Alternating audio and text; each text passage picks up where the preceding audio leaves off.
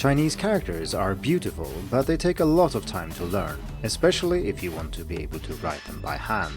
But do you actually need handwriting? When might you be required to write by hand, and are there any other benefits with handwriting that might make it all worthwhile?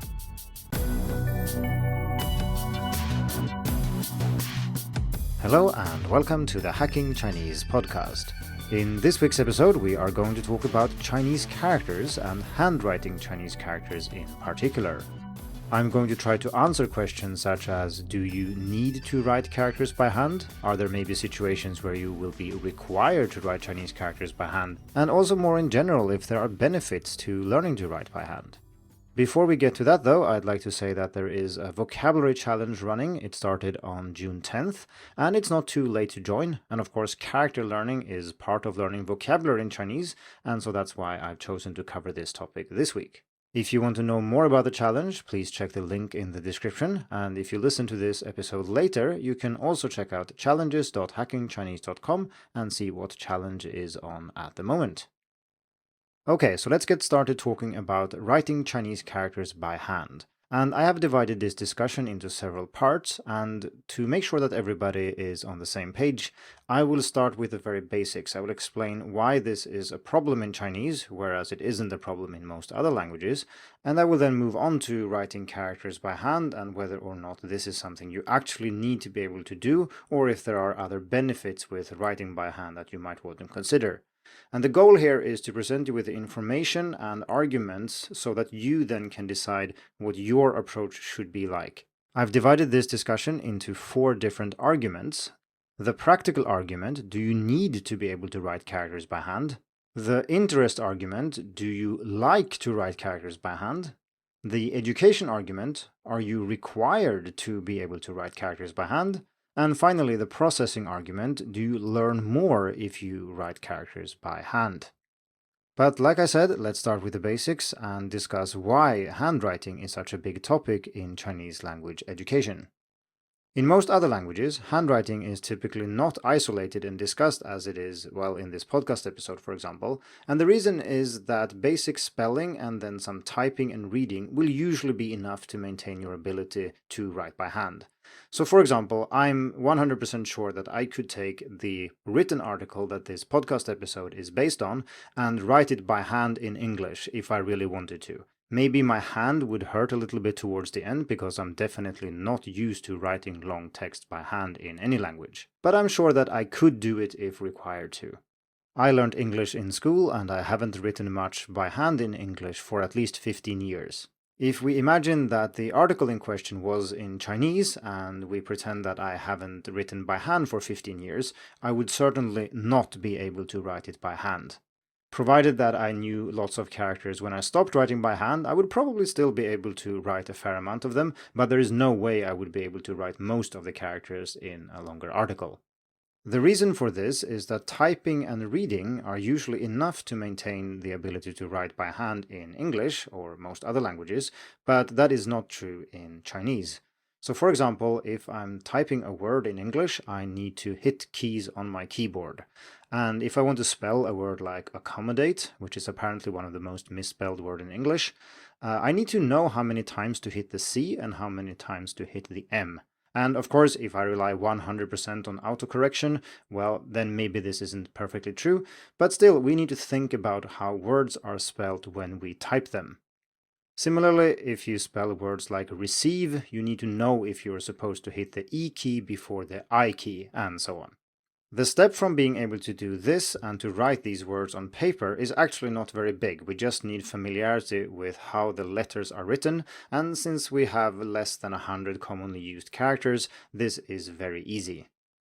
In Chinese, though, the situation is quite different. First and foremost, most people use phonetic input methods. So when they type on a computer or input characters on a phone, they don't type anything that is related to what the characters look like. Instead, we use pronunciation. So you type how something is pronounced, and a little program will help you to select the correct characters. Nowadays, these are rather smart. They use your typing history, they use character and word frequencies, and there might even be some fancy machine learning prediction going on. The upshot of all this is that if you know how something is pronounced in Chinese and you just type that on your keyboard and hit enter, you're quite likely to get the characters you intended. Of course, this doesn't always work. Sometimes you might write something unusual, or you might use a name, or there might not be enough context for the computer to figure out what characters you actually want, and then you need to select among many candidates and might need to fix something that the computer suggested. This means that you sometimes need to recognize characters, and that is indeed basically the same thing as reading. So if you can read Chinese and you know the pronunciation, you can usually type Chinese as well. As anyone who has tried can testify to, though, this doesn't mean that you can write by hand, because, well, we don't have 100 characters here, we have thousands of characters that you need to keep track of, and writing them by hand requires you to recall a lot of information that simply isn't reinforced simply by typing. I tried to come up with an analogy that works for people who don't know Chinese, and the best I could come up with was fairly specific symbols that are used in English and many other languages. For example, I remember when I was a teenager and I wanted to write an ampersand, so that's the and sign. And I figured that I wasn't exactly sure how to do it. I knew what it looked like and what it meant, but I just hadn't written it by hand very often, and when you think about it, how often do you write symbols like that by hand? And you know when you write it that something looks weird, but you're still not exactly sure how to do it. Another example might be capital Greek sigma, which is used to denote sums. And this is a symbol I remember mixing up sometimes, like I flipped it horizontally and wrote it like a 3 instead of an E. And that is presumably for the same reason as it's hard to write Chinese characters by hand, i.e., even if you know what they look like and you recognize them in context, you don't really need to recall all the details that would be necessary to write them by hand. So if you see this sigma at the bottom of some kind of calculation, you know that it is a sum, and even if somebody flipped it horizontally, you'd still know what it means, and maybe people wouldn't even notice. So handwriting in Chinese is like this all the time, but instead of having just a few symbols that are like this that are in common use, we have several thousands of these characters that are in common use, and they don't only have 1 or 2 or 3 strokes, some of them have dozens of strokes and are of course much more complex than the 2 symbols I brought up here. So given how difficult it is to learn to write Chinese characters by hand and how much time it takes to maintain this knowledge, we have to ask the question, is it worth it? Do we need to write by hand? And this is what we are talking about in this episode. And now we're getting to the arguments that I presented briefly at the beginning. And we're getting to the first one, which is the practical argument. Do you need to be able to write by hand? To some people, this might appear to be a strange question. What do you mean? Do you need to write by hand? Of course we need to be able to write by hand. How else are we supposed to write things? And the truth is that that used to be the case, but in today's modern digital society, there aren't actually that many situations where we need to write Chinese by hand. This, of course, is different depending on where you live, who you are, what you work with, and so on. But let's ask a question just to see what your gut reaction to it is. When was the last time you wrote something in your native language? Or what have you written in your native language recently by hand? So think about that for a few seconds. So here is what I came up with, and I'm using both Swedish and English here. So I do write some notes, especially if I print articles like research papers and so on. I sometimes print them and I write notes. I like brainstorming on paper sometimes, so if I have a project or an article or something I'm working on, I sometimes think it's nice to draw mind maps and to have a brainstorming session using paper rather than digital tools. I also occasionally write small notes, maybe a post-it note on the door for someone who's delivering something, or maybe something for a family member or something like that. I also very occasionally send things by mail, and then I have to write addresses and names and so on the envelopes. And finally, because I'm a teacher, I need to write things on the whiteboard, or at least I used to before most of my teaching went online. I'm not sure what your list looks like, but maybe some of you wrote fewer things than I did, maybe you use your phone all the time or your computer, and maybe some of you really like writing by hand, so you actually do most things by hand. What do I know? The point is that here we're talking about things you need to write by hand, not just things you like writing by hand or find convenient to write by hand, but really things you need to write by hand. And then I think most of these lists can actually be reduced to nothing. So for example, I could of course take notes digitally when reading articles, and I do that all the time too. That's not a problem. I could also use my computer for brainstorming. There are lots of mind mapping software, or just use a text editor. When it comes to small notes to people in the physical world, most of these have already been supplanted by text messages or chat messages or something similar. And when it comes to teaching and writing things on a whiteboard, I mean, that's related to my profession, and like I said, most teaching these days I'm doing online anyway, and handwriting is not required. So if I don't write much by hand in English or Swedish, why would I need to do so in Chinese? Well, I live in Sweden right now, so maybe there aren't many situations where I would need it. But even when I lived in Taiwan, and I lived in Taiwan for a total of 4 years, including 2 years of grad school in Chinese, I very rarely had to write by hand outside the classroom, and the classroom is a situation I will talk about in one of the subsequent arguments, so we'll deal with that when we get there. The point is that most advanced learners I've spoken with, and this includes people who live in China now or have lived there for a long time, all agree that handwriting is actually rather rare. There are situations where you really need to write by hand. Maybe if you go to the bank or the post office, sometimes you need to, and there might be forms you need to fill out and so on. But in all these situations, you can easily cheat. I mean, cheat with air quotes here, because of course it isn't really cheating. You can just use your phone and look up the characters you've forgotten how to write. That's not a big problem. Maybe being able to write your name and address is convenient, but you could look that up too if you really needed to. Of course, I acknowledge the possibility that some of you might have jobs where you have to write Chinese characters by hand, but I would say that that is exceedingly rare. I, for example, teach Chinese, so I think I want to maintain my ability to be able to write by hand, but most of you are not going to be teachers, and most people aren't learning Chinese for a purpose that involves lots of handwriting. So the short answer for a vast majority of people is no, you don't need to write Chinese characters by hand very often, and when you need to, you can just look them up on your phone. So let's move on and talk about the interest argument. Do you like to write Chinese characters by hand? And some people are very interested in characters. Maybe you like researching the etymology of the characters, or maybe you like calligraphy, or you just like the feel of writing characters by hand. And of course, some people start learning Chinese because of the characters. And if this description fits you, of course you should spend time learning characters. That goes without saying. I'm not trying to convince people who like writing Chinese characters by hand to stop doing so. I'm just saying to all the rest of you that if you don't love writing Chinese characters by hand, maybe you don't have to, or maybe you don't have to write as many characters by hand as you think. But some people are just interested in characters, just like other people might be interested in football, birdwatching, or knitting. But still, even if you like Chinese characters, I still think there is reason to consider the arguments that I present in this episode, because you might have other reasons for learning Chinese, and it's probably not only related to learning characters. If you want to develop listening ability, speaking ability, and so on, these things take a lot of time to develop. And if you invest all of your time into characters because you love doing that, then there's also less time for the other things that you might want to invest your time in.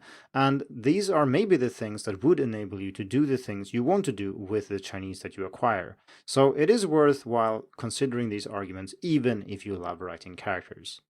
Personally, I would put myself somewhere in the middle here. I don't particularly love writing characters, as in I don't do it automatically just because it's fun.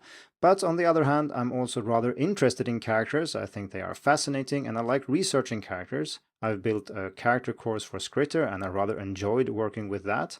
And I've also learned some 6,000 characters over the years, and even though I've forgotten some of them, I don't regret learning them, except maybe for the rarest ones that really aren't very useful. There was a period when I added lots of variant characters that I thought were interesting at the time, but that I've realized take up too much time to maintain later. But that's not a problem either, because of course your attitude and approach towards handwriting can develop and evolve over time. You can change your mind, and there's nothing wrong with that.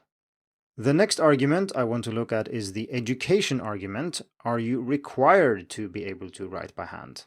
And this is something that most of us encounter because most curricula across the world probably require students to be able to write by hand. This is true in almost all courses I've ever taken in Chinese. There are some private institutions or language schools that don't require this, and maybe you can tell your teacher, I'm not very interested in writing by hand. Can I type my exams or something like that? And some teachers and institutions do allow that. But if they have a more strict approach, and if they have maybe they give you grades, and these grades are based on a standard somewhere, and if that standard involves handwriting, you can't get away from it. As an example, when I teach at university, my students will actually do exchanges with Chinese universities later in their education, and these universities actually require the students to be able to write by hand. So if we don't teach this, we cannot send them to these universities and the whole program would kind of collapse. Hence, we require handwriting. This is a little bit backward because we are actually teaching handwriting because it is needed in other educational settings. So it's a little bit like you're going to school to learn something you have to then use in school, but once you leave school, you don't actually need it. If I were to sum up all the handwriting I've done in Chinese, I would say that 99.9% of it is in an educational setting. In grad school, for example, I had several exams that were entirely in Chinese and where we wrote about pedagogy or linguistics for hours, and it was all on paper and that was the only way to do it. And then you have to be able to write by hand. But since then, not so much.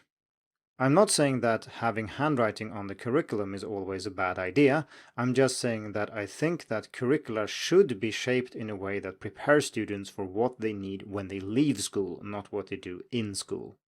This is something I think is done reasonably well in the Swedish school system, and I'm talking about junior and senior high school here. And here we have a requirement for people who study Chinese to learn to express themselves about certain topics and at a certain level using digital tools. And then it also says that to a certain extent or a limited extent, also do these things by hand. So you do have to learn to write by hand, but only a subset of the characters and words that you can use when using, say, a computer. We can see something similar in the new standard for the HSK, and that is one of the most common proficiency tests for Chinese learners, where they do have separate lists now for handwriting. So if you're a beginner, and that would be the new HSK 1 to 3, you are supposed to know 300 characters, and then on the intermediate level, that's 4 to 6, you need 400 additional characters, and then at the very advanced levels from 7 to 9, you need another 500. And that is a total of 1,200 characters, which is way short of the several thousand you would need to be fully functional if you were required to write everything by hand. If you want to know more about the HSK 3.0, I covered that in episode 47 of the podcast. With that, we have now come to the last argument, the processing argument. Do you learn more if you write by hand? As I've mentioned earlier, writing by hand requires much deeper processing than typing. There are many things you don't need to care about when typing, but when you write, you have to actively recall all this information from memory. You need to know which the components are, where they go, how the character is structured, and so on. You also need to recall details about specific strokes. When reading and when typing, especially if it's a very peculiar character, you can often get away with noting that it's a tree on the left and then a vague blur that looks roughly like this on the right. And if that's the only character that looks like that, you rarely need to pay attention to the details of that character. So for example, if we take a very complex character in simplified Chinese, pan, as in to climb, the pan yen, the pan, that's a very peculiar character, and at least in simplified Chinese, there aren't many characters that look like it, and if you mostly see it in the word panyan or similar words, then you don't really need to note the details, you just know that it's that character that looks roughly like this, and if it appears in the right context, you will be able to read it and understand it. So clearly, when you're reading this character, you do not need to process all the details. If there were 15 characters that looked like that and just had minor differences, then you would need to process it more carefully, especially if they appeared in similar contexts. But that's not how the language works, so we don't need to do that, and hence we have much more shallow processing. So this gives rise to the argument to learn to write Chinese characters by hand, not because you actually need to be able to write them by hand, but because this is a more efficient way of learning the characters. They will stick better in your memory, you will gain a better understanding for how they work, and so on. This sounds reasonable, and I think it's also true, but it misses an important point, and that is opportunity cost.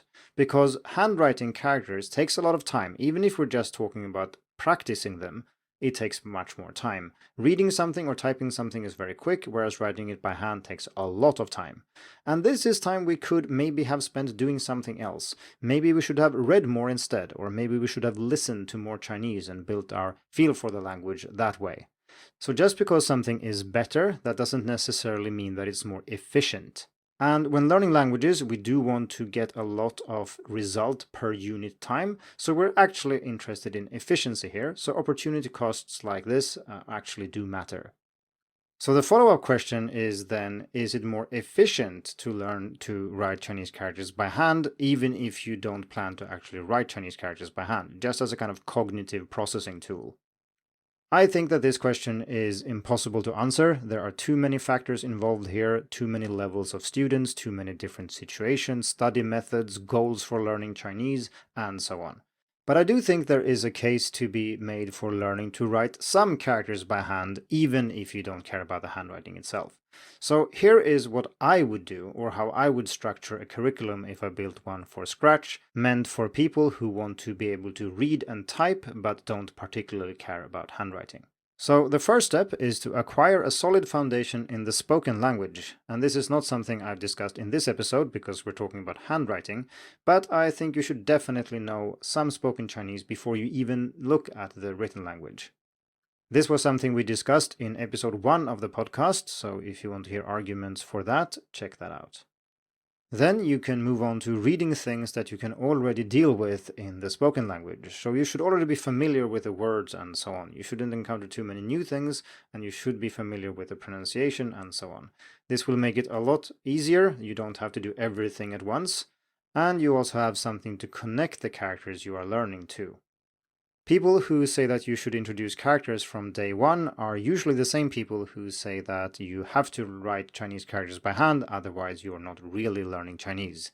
In my opinion, this is a little bit silly. Nobody learns Chinese like that outside foreign language classrooms. Native speakers certainly don't learn Chinese like that. They have been immersed in the spoken language for years before they tackle the written language, and they speak rather fluently when they do this.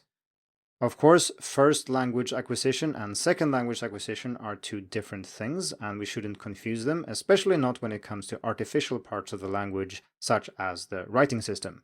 And as adults, we do benefit from understanding what we're doing, for example, and well, I think kids benefit from that too, but we benefit from it even more.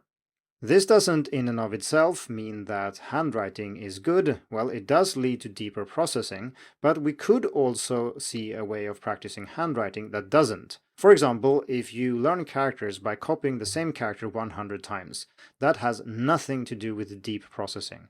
Similarly, if you're looking at the character while you are writing it, there is no deep processing going on at all. Similarly, we can imagine a reverse situation where you don't write anything by hand, but you still focus a lot on the components. What do the components mean? How are they pronounced? And how do this meaning and pronunciation contribute to the whole of the character? So handwriting itself here doesn't mean that you process something deeply, but I do think that if you are required to write by hand, especially over the long term, and you also do this in a sensible way, learn the right strategies and actually learn about how characters work, then I do think that this form of active recall is a very good way of learning the foundations of the Chinese writing system, and this will be very beneficial when you try to learn thousands of characters, even if you don't aim to be able to write these by hand. Assuming that you agree with me here, the next question is how many characters you should learn to write by hand. We know the answer is not 0, because we want to get at this deeper processing and care about characters, at least for a while. But we also know that the number isn't all of them, because, well, that takes too much time, and we want that time for more listening and more reading. While it's hard to give numbers here, I think that the HSK standard has gotten it roughly right this time. If you are leaving the beginner stage, and that means new HSK 3, I think learning a few hundred characters is not that outrageous. And if you're leaving the intermediate range, that means HSK 4 to 6, knowing another 400 is not that bad either. And if you're an advanced student, knowing an additional 500 for the total 1200 doesn't seem unreasonable either. Could you get away with less than this? Of course you could. If you're a beginner, you could maybe learn the first 100 characters and write them by hand, and then ignore the rest and focus on typing and reading. That would be fine. If you then later in life figure out that, hey, I don't really understand characters, maybe I should spend more time with them, then you can always do that later. There is no problem with that. In the character course that I built with Skritter, we introduce some 150 characters, and that also includes some components, so maybe it is really about 100 really common characters. And I think that's enough. You don't have to do more than that. Of course, you don't have to do anything here. You don't even have to learn characters. You can focus on just speaking and listening if that's in line with your goals for learning Chinese. And that's the point here. You are the person learning. You devise your own approach. If you decide to skip characters entirely, some people will say that you are learning only half the language, and I think that's true. You are missing out on a lot, but you are not learning the language for our sake. You're learning it for your sake, and you know why you want to learn, and that's what matters. If you choose to learn to write some characters by hand, but are okay with not knowing how to write all of them, that's also okay, and few people will think that you are strange. Indeed, most native speakers know exactly what this is like, because they also forget how to write characters all the time. Just ask someone how to write da pen ti de ti, so that's the T in sneeze, which is a notoriously difficult character to write because it almost only appears in that word, and that is also a word that very few people ever write by hand. As second language learners, we will of course encounter these types of situations much more often, but that is rarely a practical problem, as I've tried to argue in this episode. And remember, if you do think it is a problem, you can always spend more time on handwriting later when you actually need it. Similarly, if you have obsessed about characters earlier and now find that you don't actually need all these characters, there's nothing that stops you from changing your approach. In this episode, I haven't talked anything about how to actually learn characters, but this is of course something I've discussed extensively before, and if you want some recommendations for articles and or podcast episodes, I've put a few links for you in the description. Thank you for tuning in to the Hacking Chinese podcast. If you like this episode, please share it. More information and inspiration about learning and teaching Chinese can be found at hackingchinese.com. See you in the next episode, and until then, good luck with your studies.